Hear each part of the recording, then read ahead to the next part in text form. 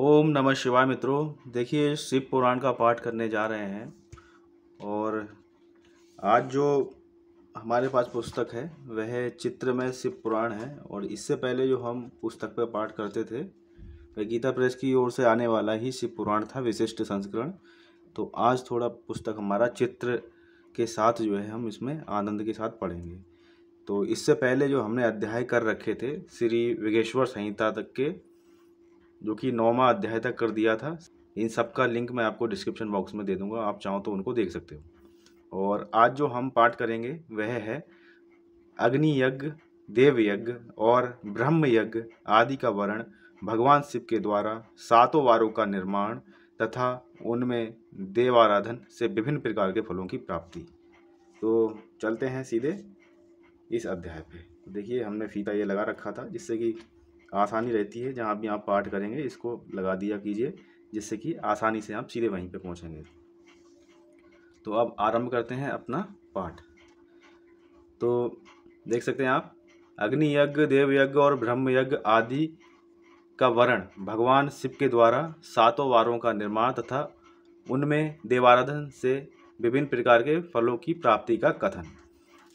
तो ऋषियों ने कहा, प्रभु, अग्नि यज्ञ, देव यज्ञ, ब्रह्म यज्ञ, गुरु पूजा तथा ब्रह्म तृप्ति का हमारे समक्ष क्रमशः वर्णन कीजिए। सूत जी बोले, महर्षियों, गृहस्थ पुरुष अग्नि में सायकाल और प्रातःकाल जो चावल आदि द्रव्य की आहुति देता है उसी को अग्नि यज्ञ कहते हैं।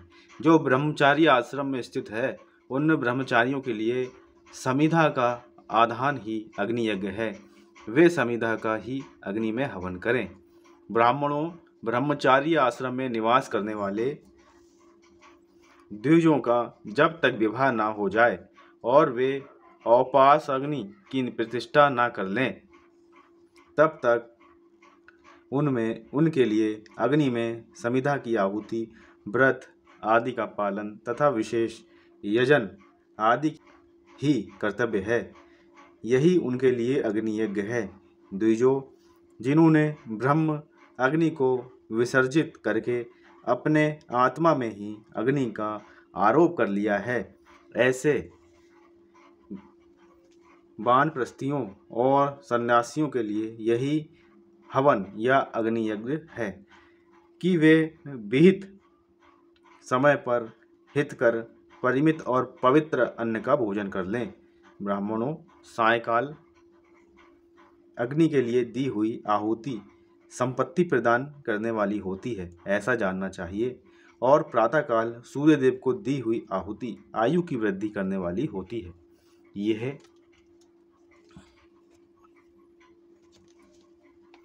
बात अच्छी तरह समझ लेनी चाहिए।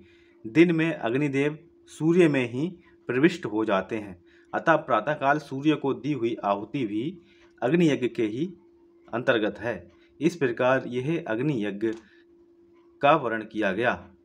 इंद्र आदि समस्त देवताओं के उद्देश्य से अग्नि में जो आहुति दी जाती है उसे देवयज्ञ समझना चाहिए। स्थालीपाक आदि यज्ञों को देवयज्ञ ही मानना चाहिए। लौकिक अग्नि में प्रतिष्ठित जो चूर्णाकरण आदि संस्कार निमित्तक हवन कर्म है उन्हें भी देवयज्ञ के ही अंतर्गत जानना चाहिए।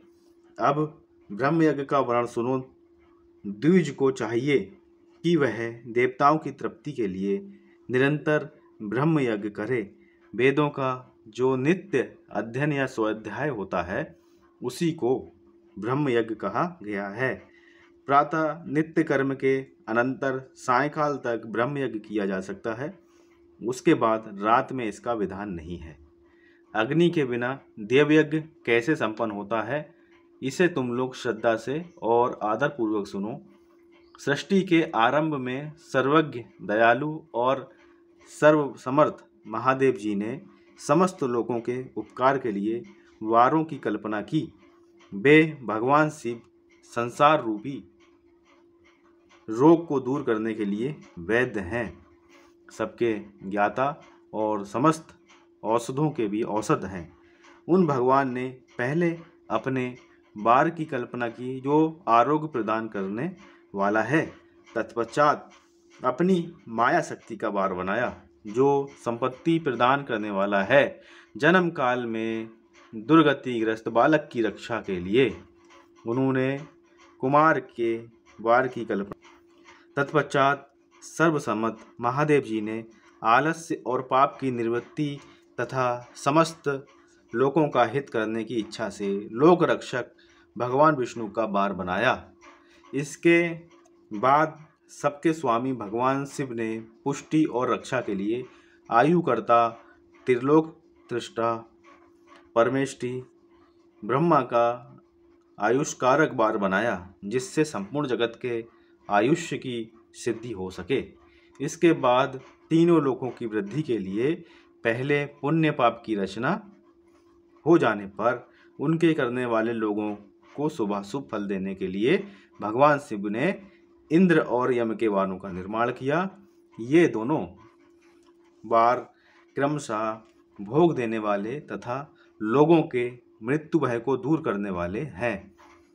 इसके बाद सूर्य आदि 7 ग्रहों को, जो अपने ही स्वरूपभूत तथा प्राणियों के लिए सुख दुख के सूचक हैं, भगवान शिव ने उपयुक्त 7 वारों का स्वामी निश्चित किया। वे सबके सब ग्रह नक्षत्रों के ज्योतिर्मय मंडल में प्रतिष्ठित हैं। शिव के वार या दिन के स्वामी सूर्य हैं। शक्ति संबंधी वार के स्वामी सोम हैं। कुमार संबंधी दिन के अधिपति मंगल हैं। विष्णु वार के स्वामी बुध हैं। ब्रह्मा जी के वार के अधिपति बृहस्पति हैं। इंद्र वार के स्वामी शुक्र और यम वार के स्वामी शनैश्चर हैं। अपने अपने वार में की हुई उन देवताओं की पूजा उनके अपने अपने फल को देने वाली होती है।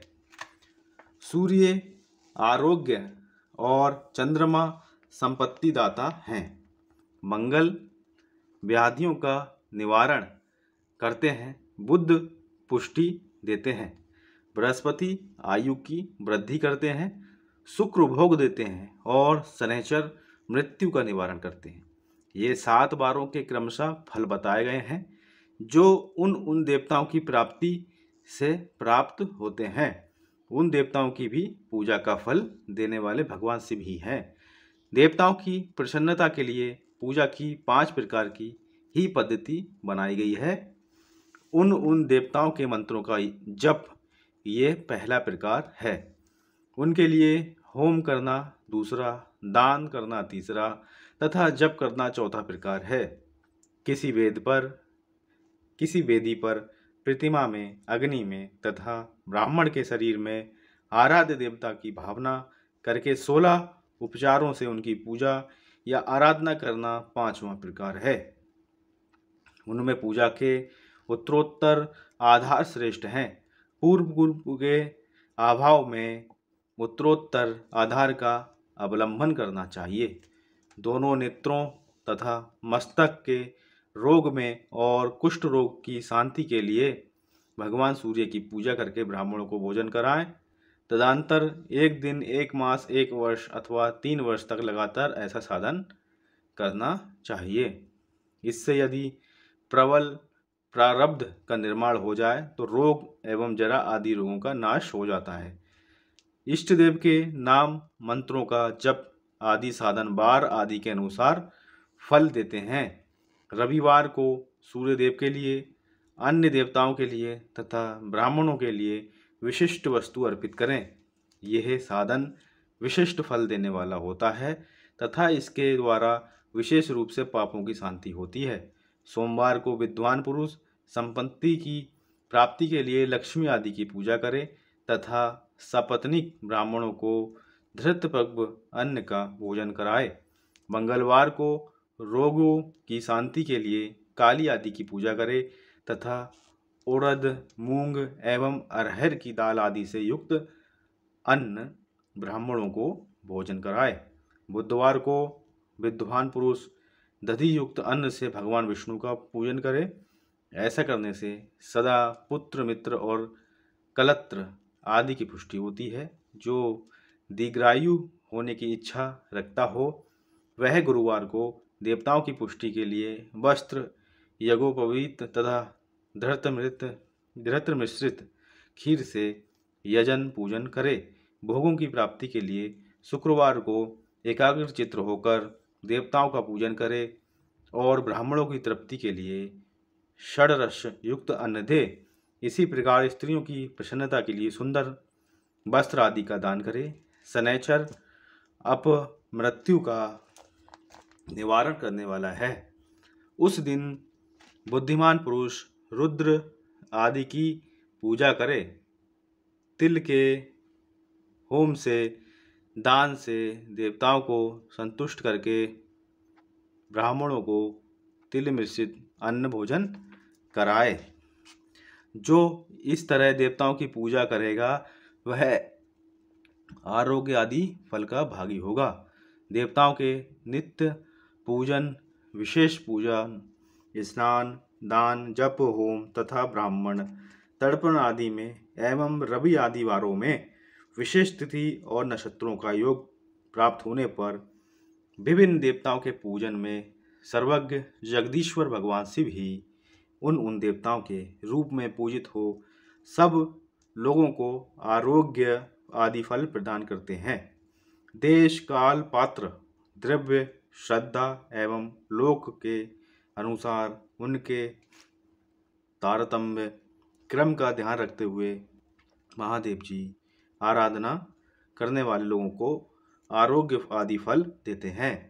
शुभ मांगलिक कर्म के आरंभ में और अशुभ अंत्येष्टि आदि कर्म के अंत में तथा जन्म नक्षत्रों के आने पर गृहस्थ पुरुष अपने घर में आरोग्य आदि की समृद्धि के लिए सूर्य आदि ग्रहों का पूजन करे। इससे सिद्ध है कि देवताओं का यजन संपूर्ण अभिष्ट वस्तुओं को देने वाला है। ब्राह्मणों का देव यजन कर्म वैदिक मंत्र के साथ होना चाहिए। यहाँ ब्राह्मण शब्द क्षत्रिय और वैश्य का भी अपलक्षण है। शूद्र आदि दूसरों का देव यज्ञ तांत्रिक विधि से होना चाहिए। शुभ फल की इच्छा रखने वाले मनुष्यों को सातों ही दिन अपनी शक्ति के अनुसार सदा देव पूजन करना चाहिए।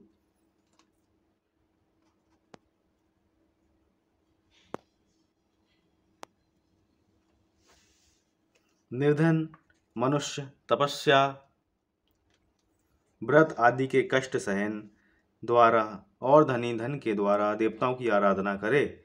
वह बार बार श्रद्धा पूर्वक इस तरह के धर्म का अनुष्ठान करता है और बारंबार पुण्य लोकों में नाना प्रकार के फल भोगकर पुनः इस पृथ्वी पर जन्म ग्रहण करता है। धनवान पुरुष सदा भोग सिद्धि के लिए मार्ग में वृक्षादि लगाकर लोगों के लिए छाया की व्यवस्था करे।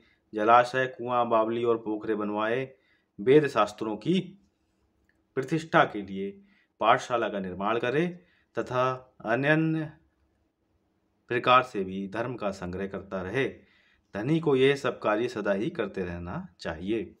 समय अनुसार पुण्य कर्मों के परिपाक से अंतःकरण शुद्ध होने पर ज्ञान की सिद्धि हो जाती है।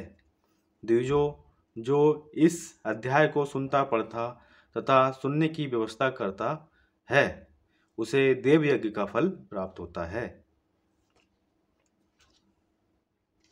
यहाँ पे ये अध्याय संपन्न हो रहा है। कल जो अध्याय होगा हमारा वह है देश, काल, पात्र और दान आदि का विचार। तो एक बार प्रेम से बोलेंगे ओम नमः शिवाय।